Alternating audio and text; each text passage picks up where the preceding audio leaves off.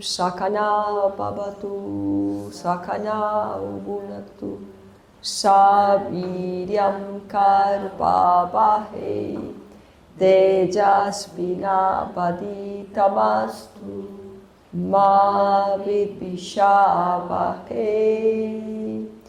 Om Shanti, Shanti, Shanti. Om Paz, Paz, Paz. Om Namah Shivaya. Bueno, estamos en la semana de receso de los niños. Ayer empezaron a llegar los niños acá y empezamos ya con el retiro de niños. Y también estamos en el profesorado de yoga, pues, para los niños. Y es algo demasiado divino, pues, lo que está pasando acá. La clase de ayer por la mañana, pues, que la empecé a ver haciendo yoga y después me metí de lo bacana que estaba.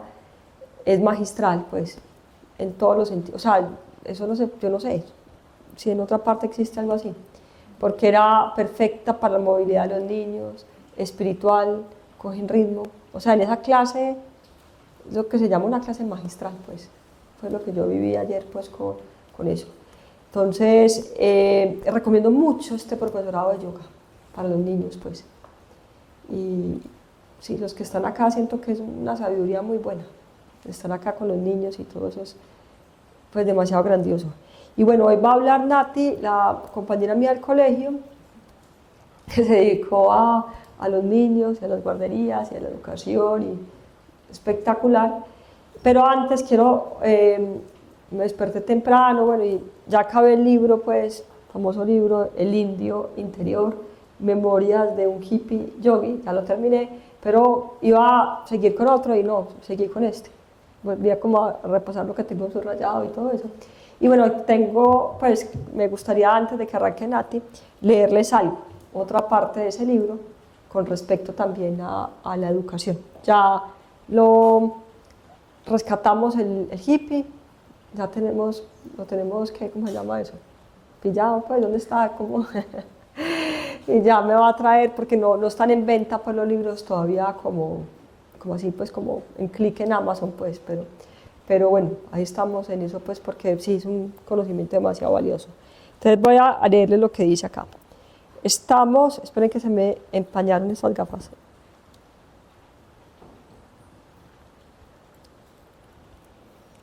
Estamos atibotarrados, casi intoxicados, con un arsenal de información intelectual que no nos deja ver, porque la mayoría de las veces es errónea, dogmática, religiosa, política, comercial y manipuladora.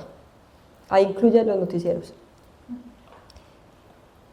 Todo esto nos ha hecho perder conexión con nuestra fuente de sabiduría, donde han bebido todos los sabios aborígenes que no sabían leer ni escribir, los que llamamos, pues, analfabetas, han bebido esa sabiduría, que por todos los intoxicantes que tenemos, toda esa educación, gran mayoría errónea y hiperintelectual, no nos permite conectarnos con esa fuente de sabiduría, de la que han bebido, pues, lo que llamamos analfabetas, y vamos y les enseñamos nosotros bobadas a ellos. Entonces sigue diciendo,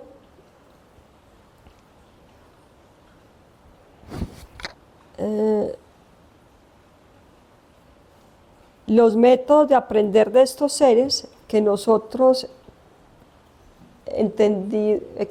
los métodos de aprender de estos seres que nosotros los entendimos civilizados, llamamos analfabetas, eran muy diferentes. Ellos no han ejercido demasiado esas áreas de la mente que corresponden al intelecto, más bien han trabajado con ejercicios que estimulan áreas mentales que conectan la conciencia. ¿Y qué es lo que más desarrollan estos seres? En la educación de nosotros, ¿qué es? 120% atrofiamiento del cuerpo e intelecto. ¿Y qué se hace en ese tipo de educación? ¿Qué es lo que se desarrolla principalmente? Obviamente lo que vimos ayer, todo integralmente, balanceadamente. ¿Qué decía Gandhi, se acuerdan?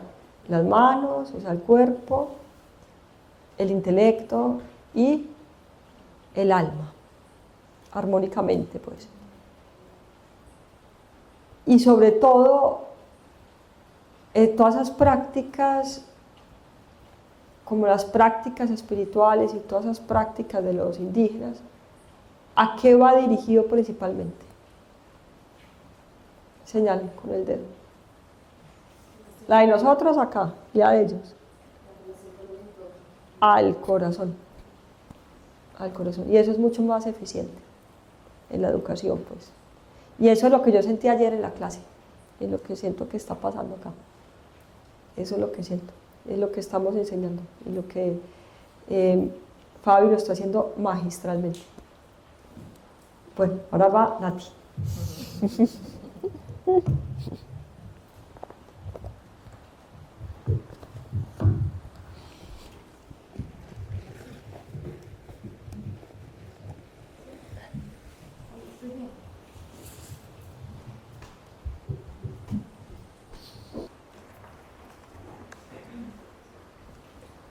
Bueno, gracias pues por la invitación a hablar de infancia, que es un tema muy amplio y muy profundo. Hablar de infancia es un tema muy profundo, muy amplio, porque puedes hablar de la infancia desde la parte física, puedes hablar de la infancia desde la parte emotiva, puedes desde la parte neurosensorial, ¿no es cierto? Es todo un abanico de posibilidades, depende desde dónde te encuentres parada. Yo soy pedagoga, madre de 3 hijos, y desde mi experiencia en estos 2 ámbitos es que voy a dirigir pues mi conversatorio. Cuando pensamos en un bebé, cuando pensamos en voy a traer un hijo al mundo, quiero ser mamá, quiero ser papá, llega así como un rayito, como a mucha gente le puede llegar desde muy temprana edad, a otros no tanto, pero es como que de dónde llega esa idea, de dónde llega, hoy nací con una idea de tener un hijo, ¿no es cierto?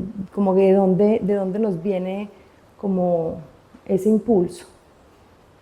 Ese llamado pues viene también mucho de lo que hemos visto en nuestro entorno, pero también es un llamado que viene de unas esferas espirituales, ¿no es cierto? Porque hay unos seres allá arriba que quieren llegar a la tierra, y el único vehículo para poder llegar a la tierra pues somos nosotros.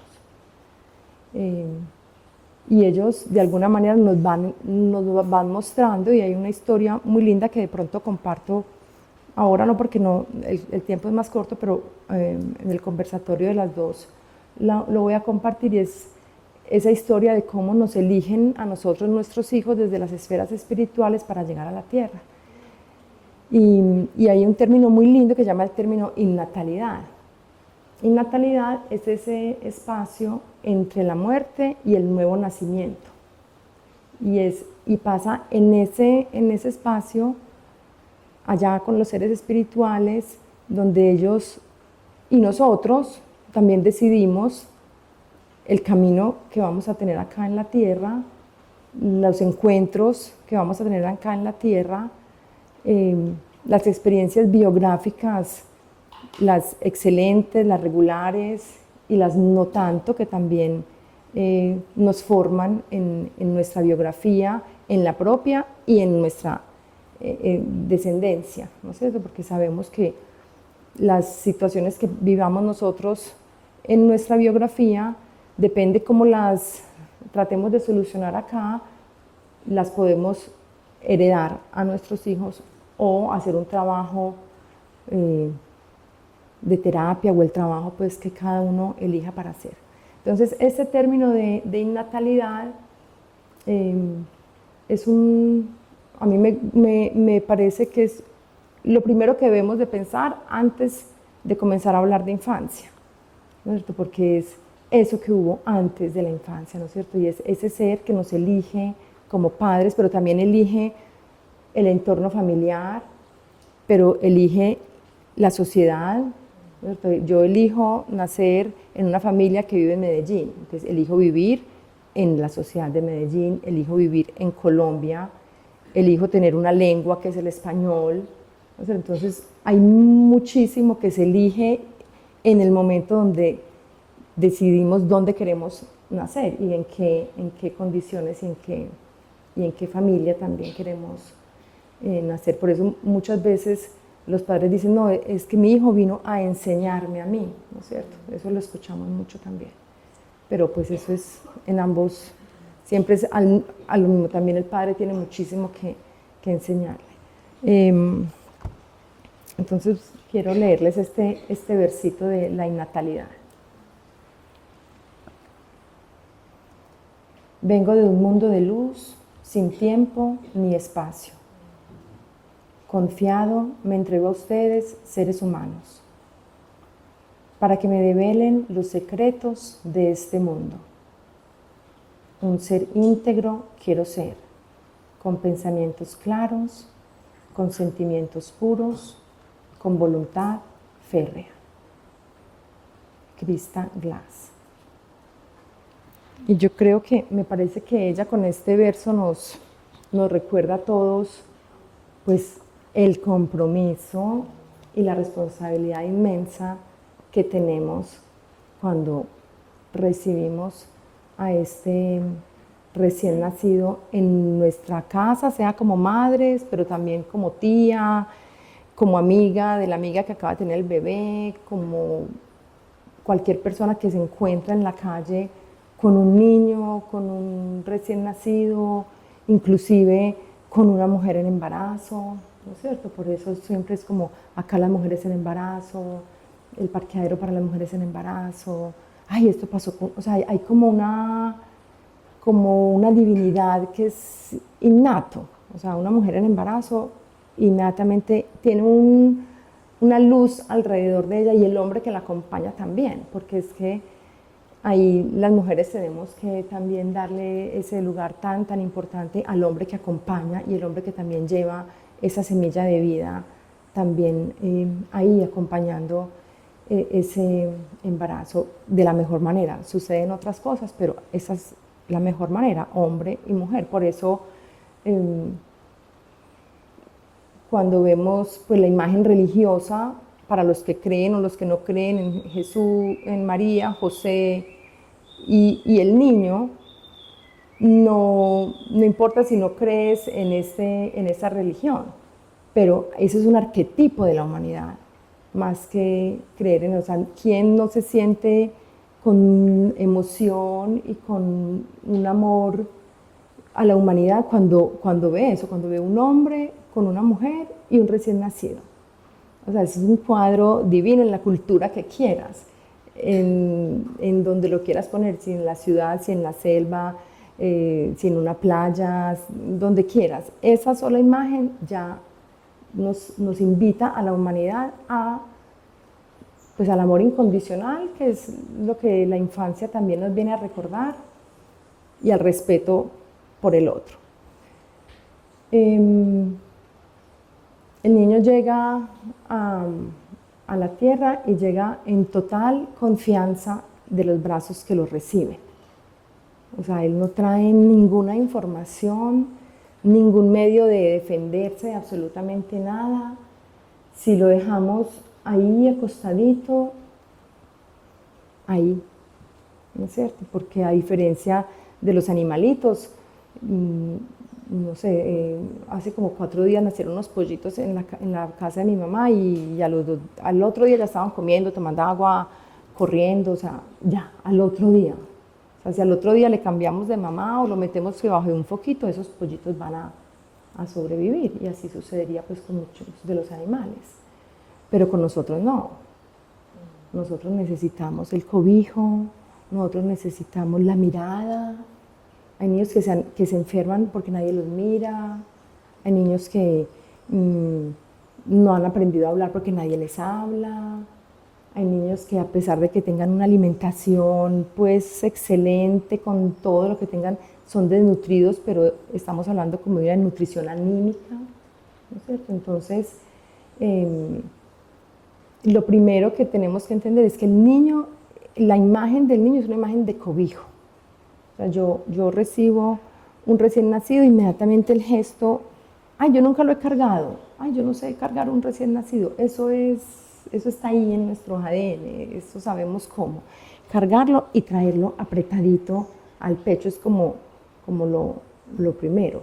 Ya van creciendo y ya se van liberando y van buscando, digamos, esa autonomía, no independencia, porque ahí hay otro término también que a veces se nos confunde mucho, ¿no? Es que el niño es súper independiente, ¿no? El niño es autónomo, lo cual le debemos ayudar a que sea autónomo porque queremos que logre ciertas cosas, claro, para lograr esa autonomía que más tarde le dará la independencia, pero al principio el niño ni es autónomo ni es independiente. El niño necesita los brazos de la mamá. Acá están preguntando cuál es el libro de donde sacaste de fragmento. Este libro me lo regalaron este fin de semana del Colegio Isolda Chavarría, me lo regaló la rectora del colegio. Es un libro que sacaron ellos, pues se llama Calendario del Alma.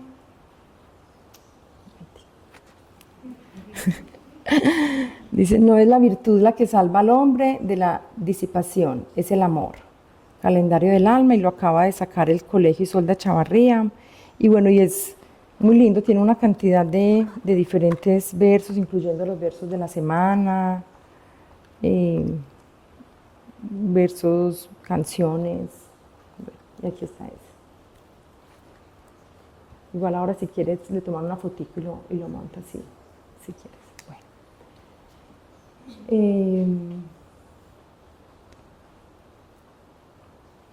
El cobijo, el amor, mirarlo, te entregan tu recién nacido, y esos primeros 3 meses, antes se usaba que nadie visitaba al bebé y a la mamá en esos 3 meses, ¿no es cierto? Y la mamá se encargaba solamente su mamá o su abuela, digamos que ahí estaban las mujeres alrededor de esa madre y de ese padre también, que necesitaba ese cobijo de las mujeres para ayudarla a salir de esa transición de estar 9 meses en embarazo a ahora está tu hijo acá, pero todo lo que está sucediendo en tu organismo, ¿no es cierto?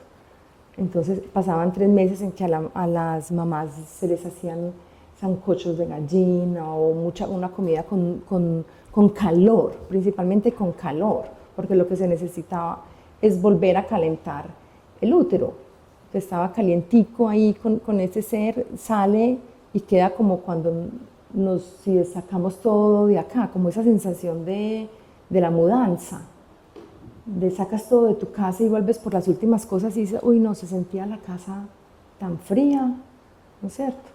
Esa misma sensación queda en nuestro cuerpo, entonces hay que volverlo a calentar y por eso los calditos calientes, los tés y bueno, y todo lo que cada cultura tenga también, pero generalmente si nos vamos a mirar como las culturas, pues aquí en Antioquia el sancocho de gallina, en otras partes pueden ser los tés, las sopitas calientes, pero todo lo que sea calientico para volver, digamos, a calentar el útero de la mujer.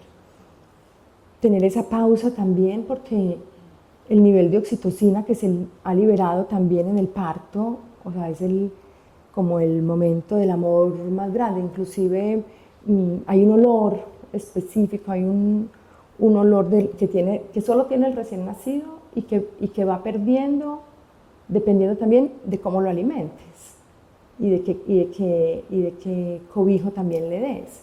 Pero si es un niño que está muy cuidado, muy protegido, ese aroma, que yo lo llamo pues como un aroma celestial, se queda en ellos.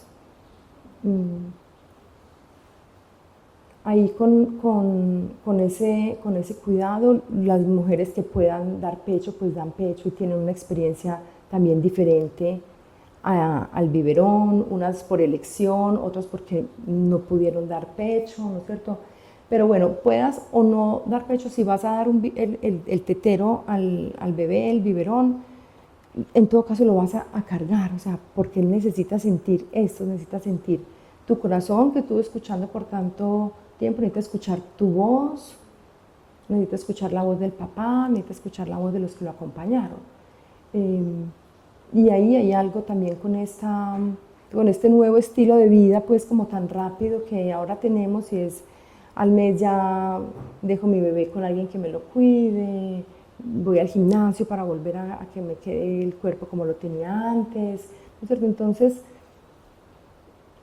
retomo cuando vino ese primer rayito de momento y te dijo, ay, qué rico, quiero ser madre, pero ¿para qué?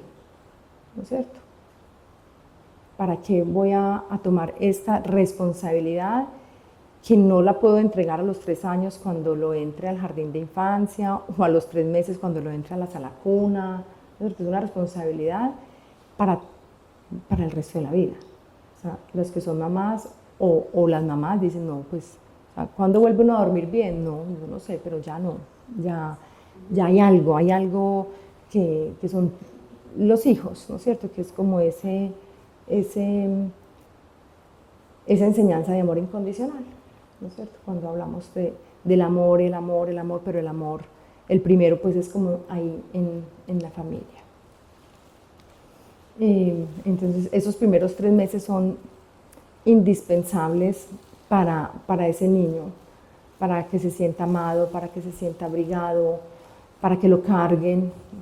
Ningún niño se va a resabiar, ni nunca va a caminar por más que lo carguen, que también ese es otro, no lo cargue tanto que se resabia, ¿no es cierto? En realidad un niño necesita eso, pues por eso no camina, ¿no es cierto?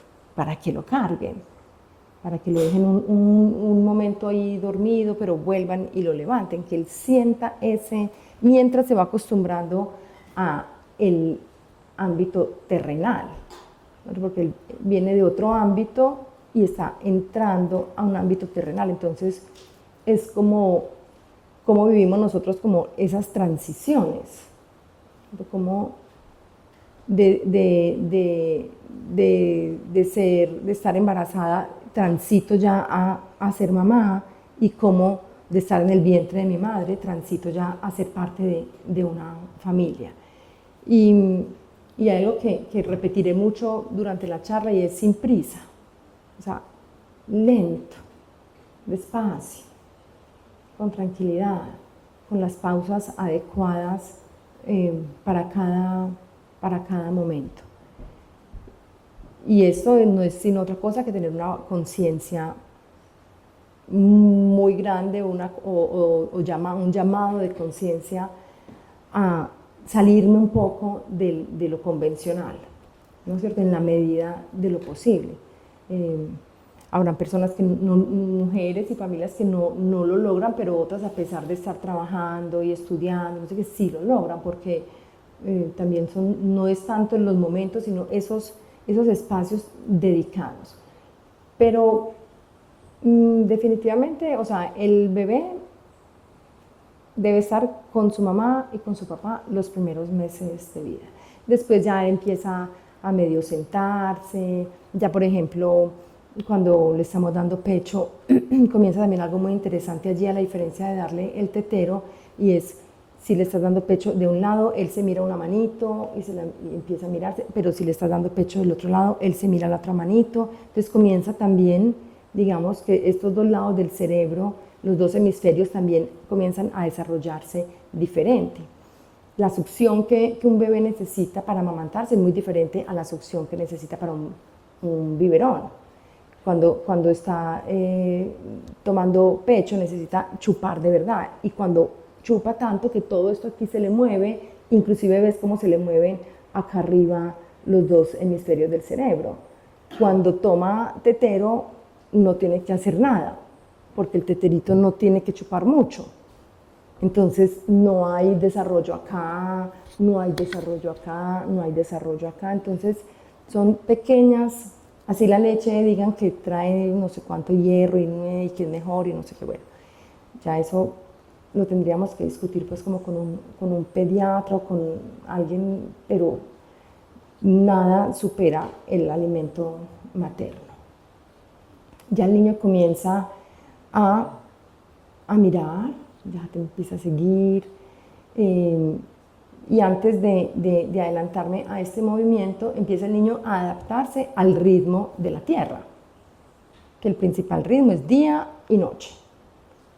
Eso es lo principal, el principal ritmo que tenemos, pues, y ese no se equivoca, ¿no es cierto? Todos los días amanece, todos los días anochece. Y el niño el bebé llega a acostumbrarse a este ritmo. Entonces son las largas trasnochadas de la mamá porque todavía no tiene ese ritmo. Entonces hoy lo voy a dejar dormir otro poquito menos, ¿no es cierto? Hasta que más o menos 4 meses, de pronto 5 meses, hay personas que a los 3 meses ya el niño tiene ese ritmo de día y de noche. Ese es, digamos, el primer logro de un ser humano en la Tierra. Entender de noche y de día. Y esto lo hace al lado del adulto.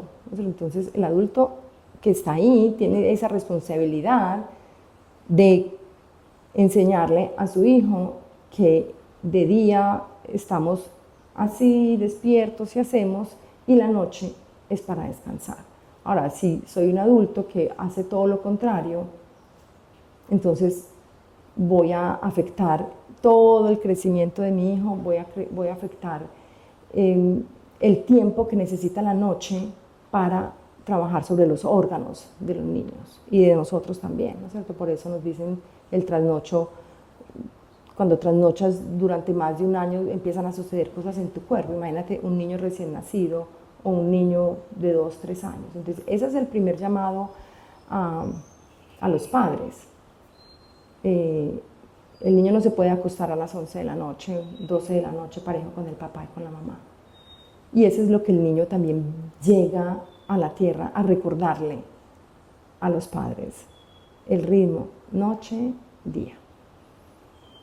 Ese se puede demorar un poquito más, el de la noche, porque comienzan a despertarse por alimento, pero bueno, eso ya va logrando una estabilidad.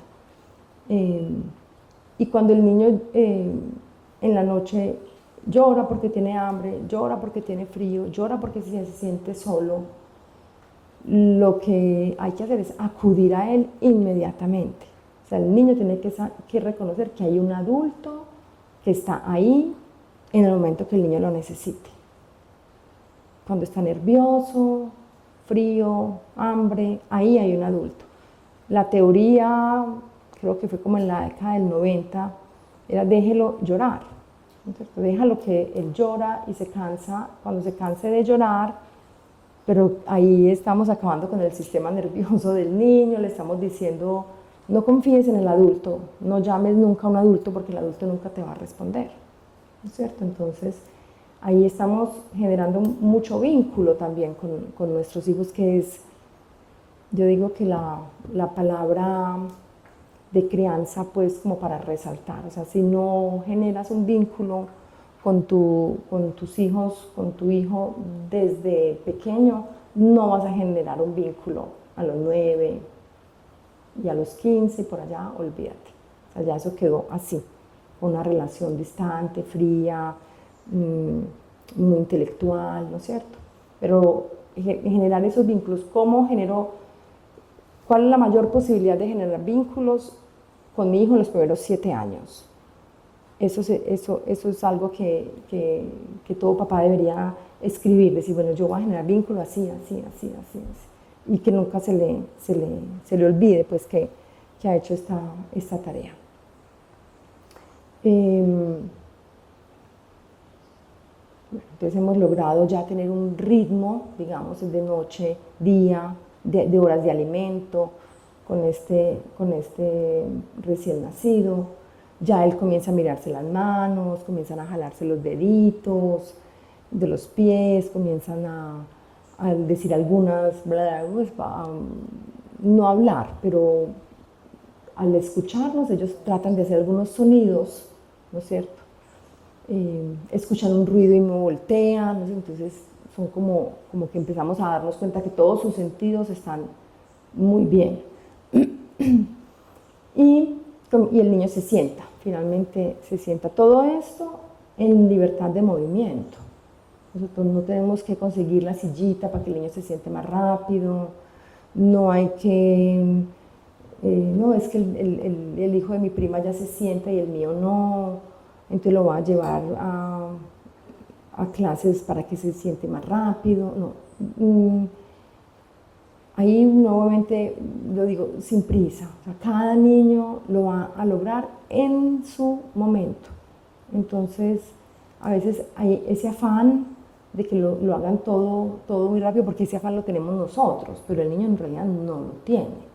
El niño está ahí aprendiendo.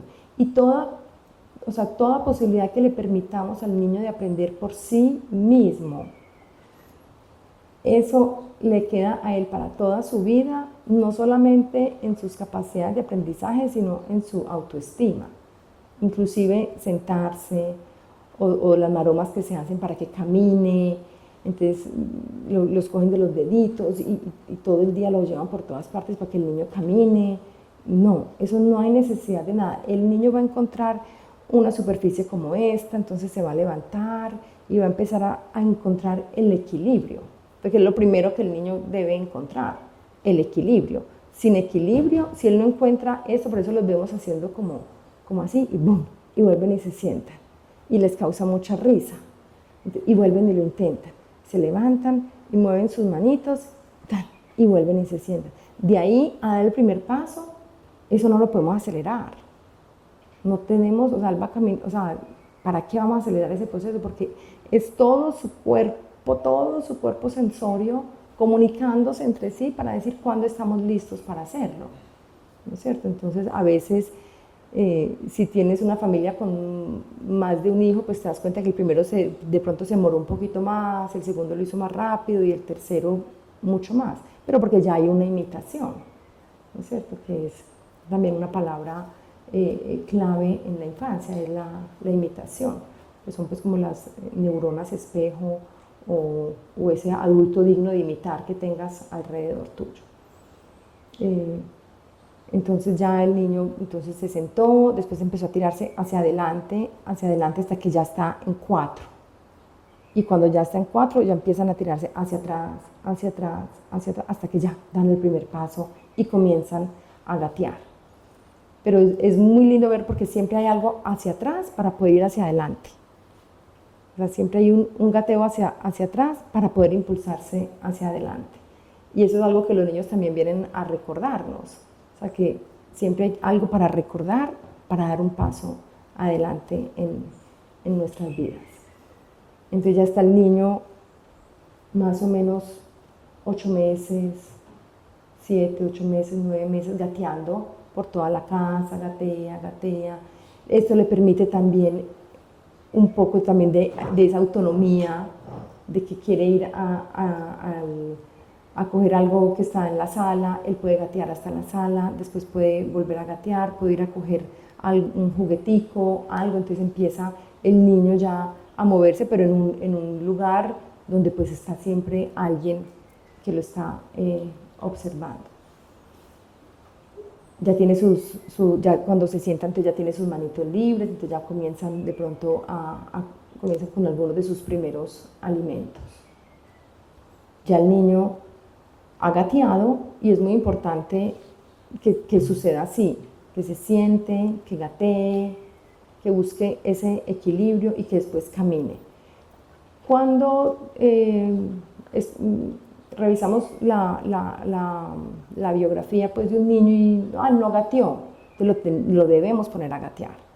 Entonces ya la maestra en su ronda debe buscar canciones y juegos en los que todos estemos gateando para que ese niño gatee, para que no nos vamos saltando ninguna etapa. Sino el niño debe gatear. ¿Por qué debe gatear? Por la lateralidad, ¿cierto?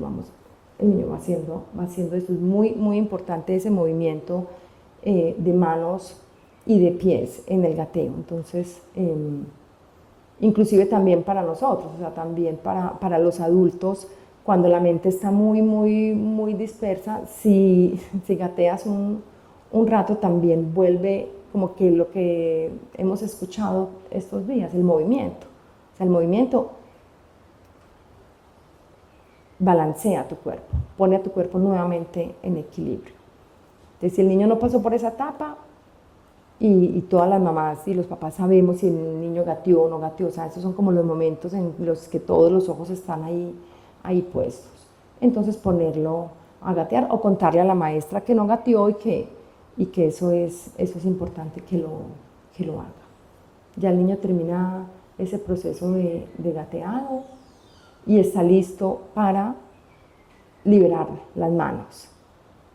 Cuando ya él logra erguirse y ahí es como ya la diferencia también entre los animalitos y el hombre, ¿no es cierto? Nosotros ya logramos pues romper todas las leyes de gravedad, erguirnos, y el niño libera sus manos y en sus manos se libera la libertad del hacer, porque ya el niño ya no tiene sus manos allí apoyadas, sino que ya el niño las tiene libres y es el momento en el que el niño empieza a coger, a traerse a la boca, a buscar algo, a romper, a tocar.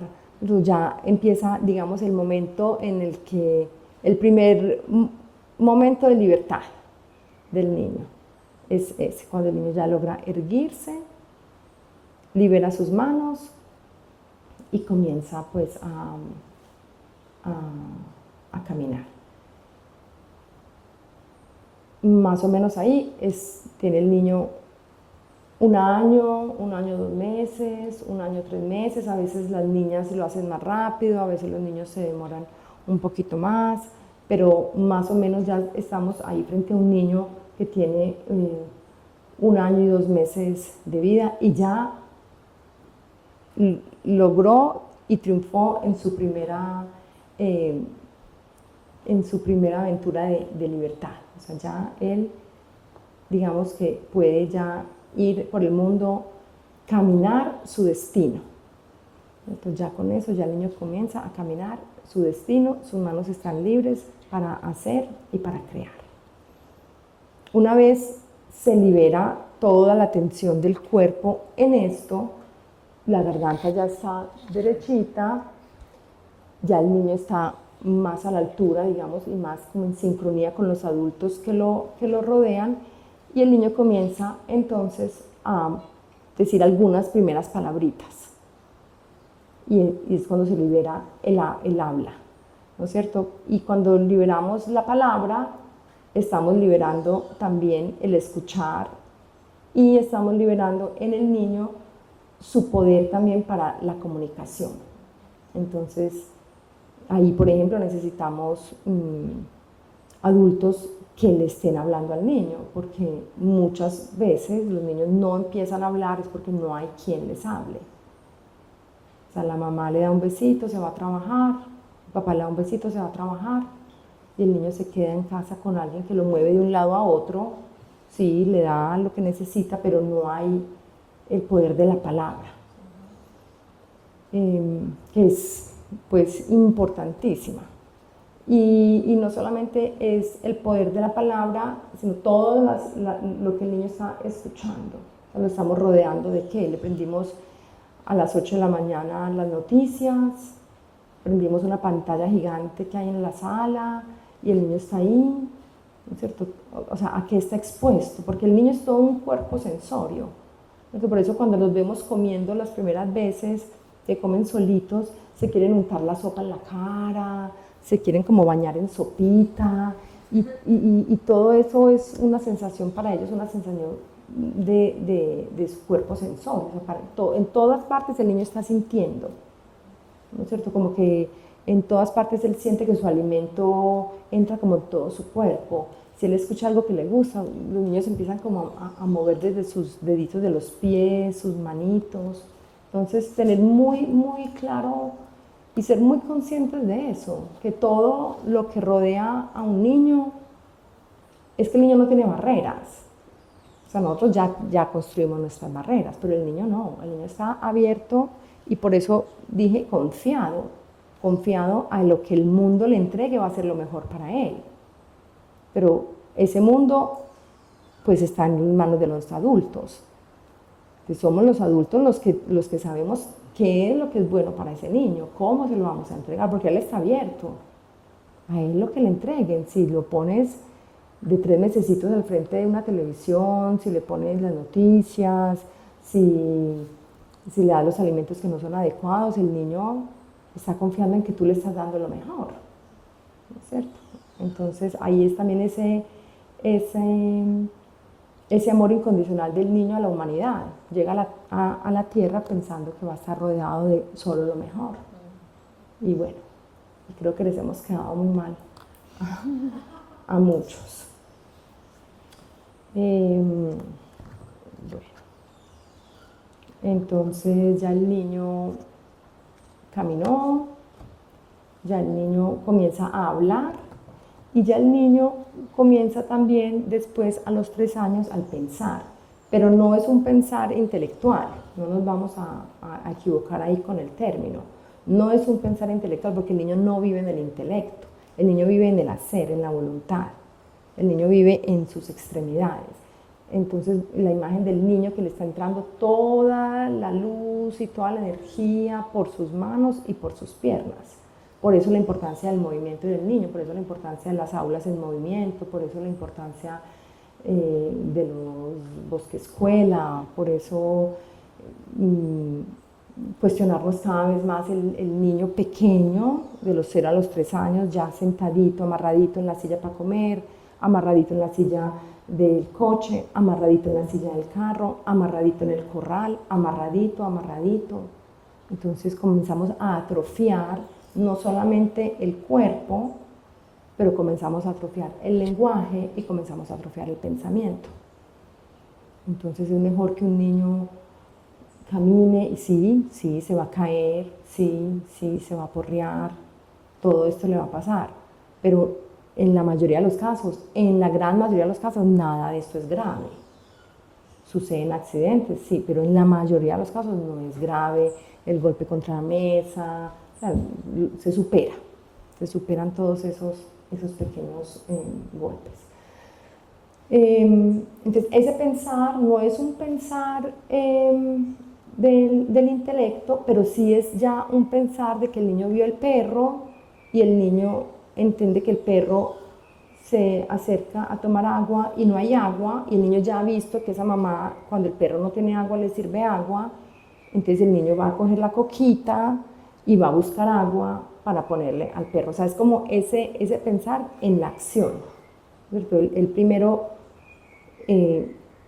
puede decir la palabra perro y puede decir la palabra agua.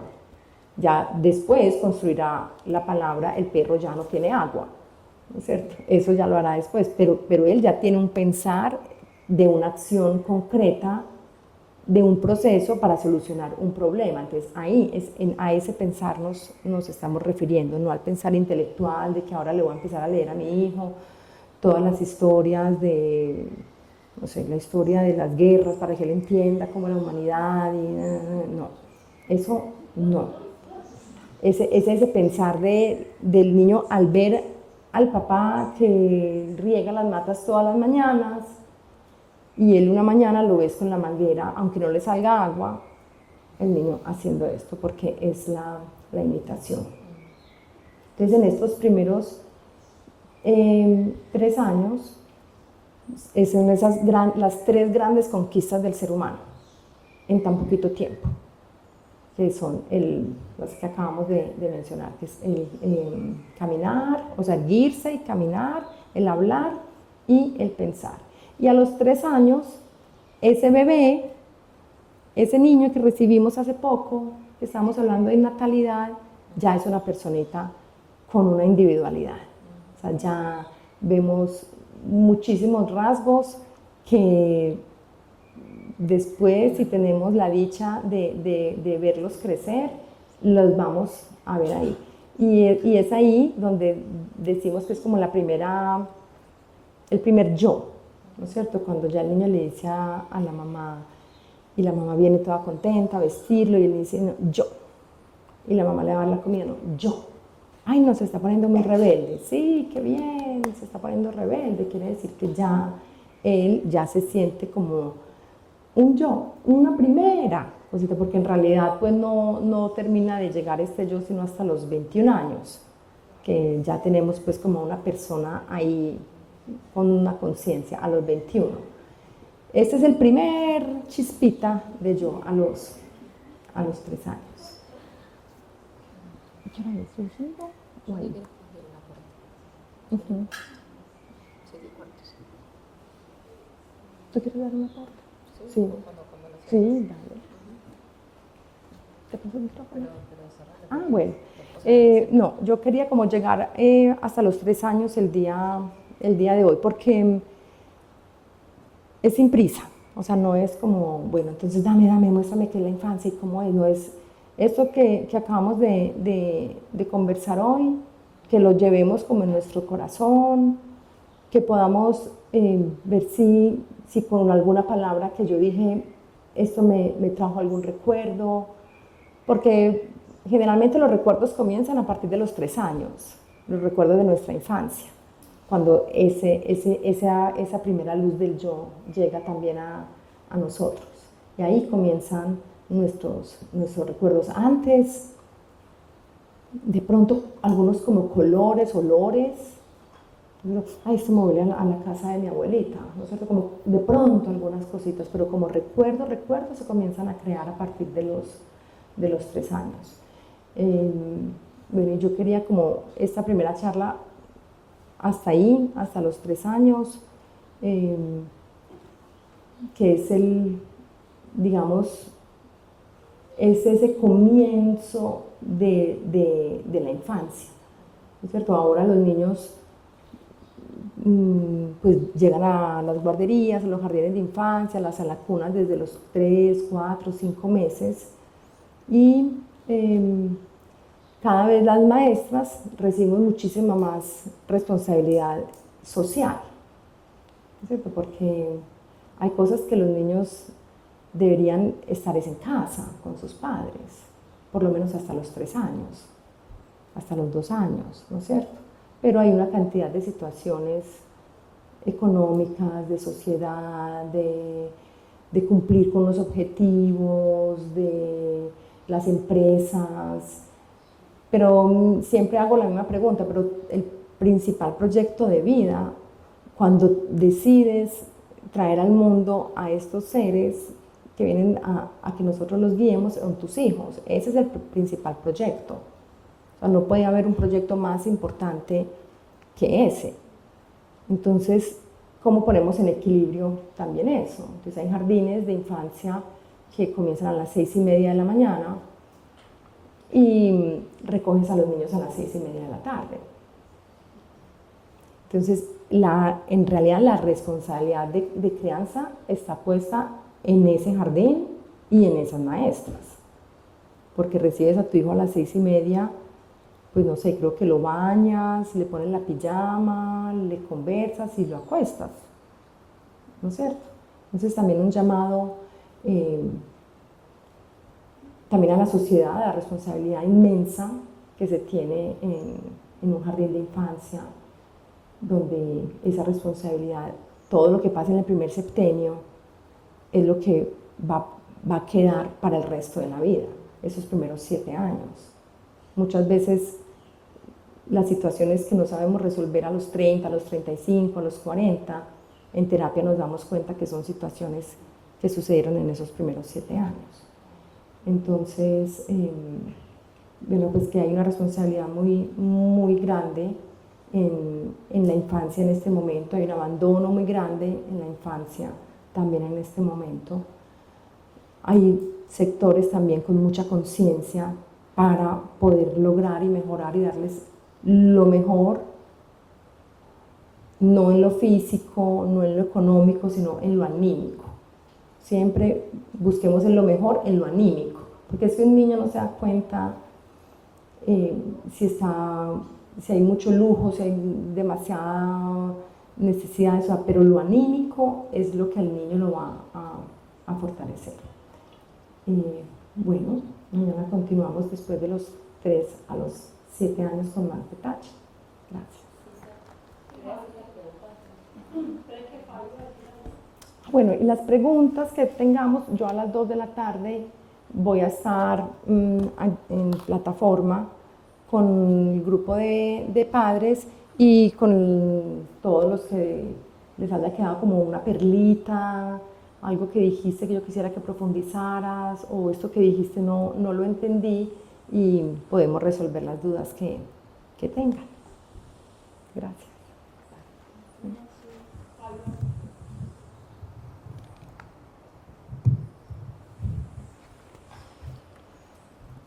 Bueno, gracias a ti por todo el aporte que traes acá a volver a activar un montón de conceptos.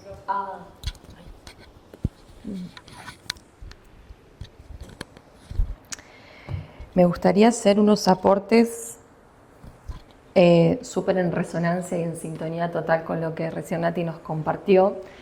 Desde una mirada, desde una perspectiva, desde la musicoterapia, que bueno, en Argentina nos especializamos en el trabajo en primera infancia, en el desarrollo de investigación, y hay unas autoras muy contemporáneas que se llaman Edith Lecourt y Juliette Alvin, que ellas desarrollaron un concepto que se llama el tono materné. Y el tono materné está íntimamente ligado y hace total resonancia con todo lo que Nati recién nos comentó sobre que todos los seres humanos en realidad tenemos esa capacidad innata por ser seres humanos, porque también vinimos de esa semilla estelar que bajó con esa confianza y ese amor a poder activar esa entonación, esa musicalidad que fusiona una voz hablada con la sonoridad de una voz cantada. Entonces el tono materné lo tenemos todos los seres humanos, y eso se renota cuando de pronto aparecen los niños acá o en contacto cuando estamos con alguien, entonces enseguida ponemos así y nuestra voz cambia y nuestro lenguaje corporal también cambia, porque se vuelve todo más así, más sensible. Entonces ahí aparece la ternura, el afecto y hasta incluso el tono, el modo entonacional de la voz cambia y se vuelve con mucha más calma, si es que estamos en nuestra sintonía con un niño, con un bebé, que es lo que decía Nati hace un instante, que es ese arrullo, esa necesidad de decir te sostengo, te contengo. Entonces, este concepto vincula la música como el sonido y la musicalidad que es innata a todos los seres humanos, y me atrevo a decir a todos los seres vivientes, porque más que acá entender que la música de la selva y de los animalitos es primordial, acompaña el desarrollo, en especial en las primeras infancias. Poder integrar que una madre tenga activado o no, porque eso puede suceder, que una madre tenga activado o no ese tono materné, le va a dar a ese bebé la constitución subjetiva en el desarrollo de una seguridad y de un apego seguro. Y decimos, che, ¿qué onda el apego? El apego es súper necesario para un bebé que necesita, como decía Nati, ser sostenido, ser cuidado, ser amamantado. Amamantar. O sea, amo cuidar, amo proteger. Que no solamente la madre va a darle esa nutrición afectiva que es desde ese tono materné. Vuelvo a decirles, ese tono materné se constituye por la cadencia melódica, rítmica y entonacional que un ser humano a un niño pequeño le empieza a hablar, le empieza a comunicar. Y eso tiene que ver no solo con el lenguaje verbal, sino con el lenguaje no verbal, con la mirada, con un gesto, con una caricia, con ese lenguaje corporal que le va a dar a ese bebé pequeño la seguridad de que ese adulto es amigable, es contenedor. Y eso pasa mucho cuando vienen los niños acá pequeños, depende la disposición y la disponibilidad que desde tu mirada, desde tu presencia vas a entregarle a ese bebé, ese niño va a recibir o no, ese niño se te va a acercar o va a repeler a ese adulto desconocido, y más cuando son niños pequeños, donde solamente van a estar siempre teniendo al referente materno o paterno si están ahí presentes. Este tono materné que me parece sumamente importante como que nos quede esa palabra y ese concepto que se viene desarrollando hace muchos años y que nosotros en la clínica en musicoterapia abordamos cuando vemos de forma precoz, desde un trabajo de prevención y promoción de la salud, cuando hay madres que por diferentes situaciones no están pudiendo sentirse ellas alojadas desde el proceso de la gestación de ese embarazo, entonces están teniendo ciertas depresiones gestacionales silenciosas, muchas veces son silenciosas, o sea, ni ellas se dan cuenta ni saben que están transitando un momento de absoluta desconexión consigo mismas, entonces con ese bebé.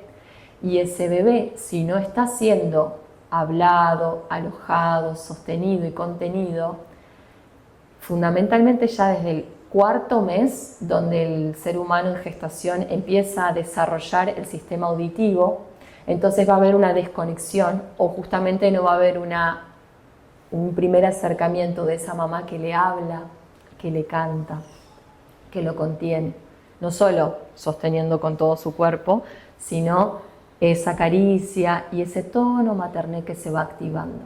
Cuando eso no sucede, justamente hay una carencia afectiva, gestacional, y eso deviene en que ya, o sea, en ese desarrollo aparecen lo que se llaman los psicoestresores, o sea que el estrés y la ansiedad gestacional en un bebé ya se está viviendo, y eso cuando la mujer trabaja el parto y da a luz, eso ya se impregnó y queda como una huella mnémica. Es decir, que esas huellas mnémicas son estos vestigios, estas pequeñas fisuritas que, como decía Nati, cuando ya tenemos 21 años y salimos al mundo, wow, aparecen un montón de cositas del pasado que ahí es donde, bueno, en terapia o en diferentes contextos vamos empezando a dilucidar y a preguntarnos cómo fue ese embarazo, cómo estuvo esa mamá, pudo contener a su bebé o no, cuando dio a luz, pudo amamantarlo o no, porque esos psicoestresores que en la madre a nivel gestacional ya están sucediendo hacen que muchas veces ellas no tengan la leche materna para poder nutrir a sus hijos. Entonces, como decía Nati, sí, en algunos casos, bueno, la leche de fórmula, entre comillas, salva o alimenta, pero no eso alimenta todo el contexto afectivo emocional. Y los seres humanos somos bio, psico, socio, emocio, contextuales. O sea, todo ese contexto que nos rodea hace a la constitución del ser.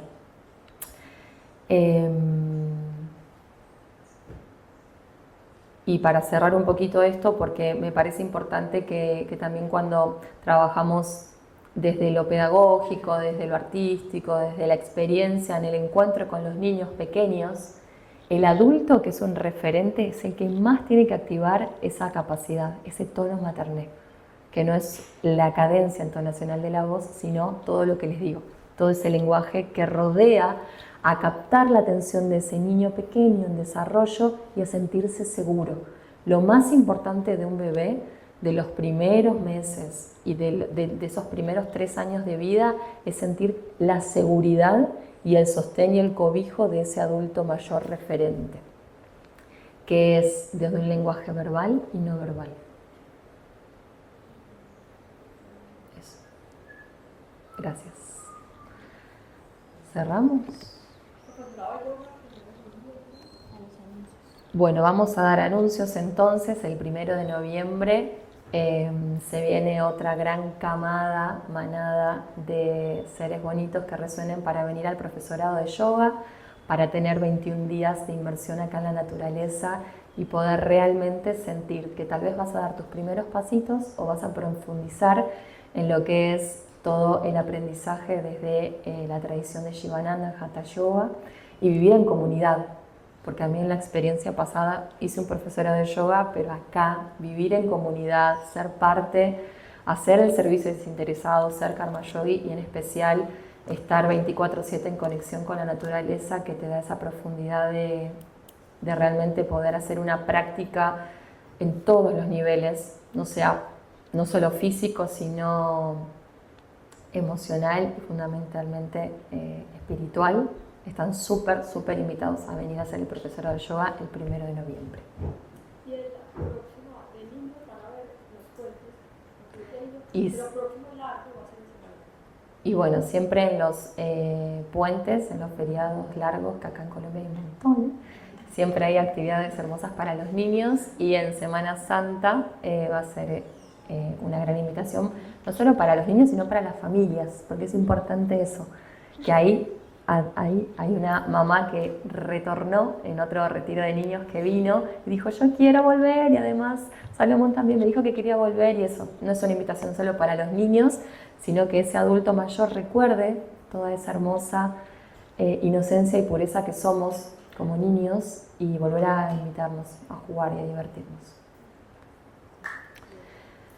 Bueno, cerramos los ojos.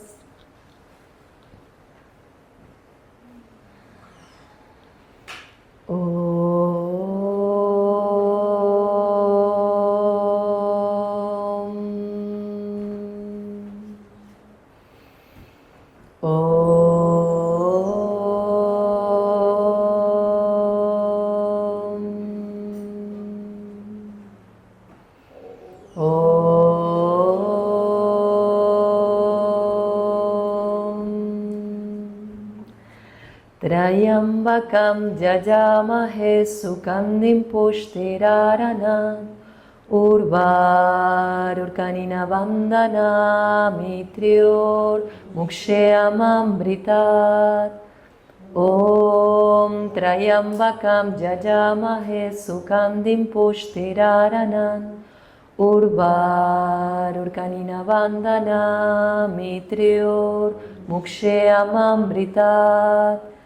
Om Trayambakam yayamahe sukandim pushtirarana urvarurkanina bandana mitrior mukshayamambritat.